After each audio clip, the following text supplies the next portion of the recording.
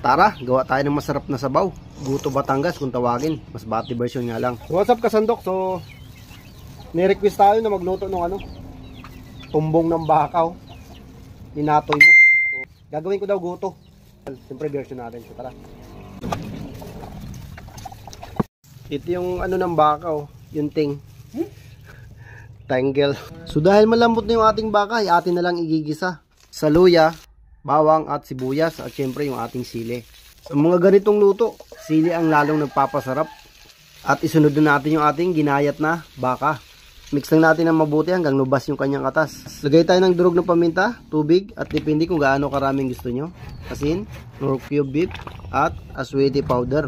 Yun ang magpapaganda ng kulay ng ating guto. At naglagay pa tayo ng sili nga ba? Mas maraming sili, mas masarap. At naglagay tayo ng tanglad, dagdag aroma sa ating guto. O siya, sandok na tayo at matikman na kung gaano kasarap. Thanks for watching nga pala kasandok. Meow meow.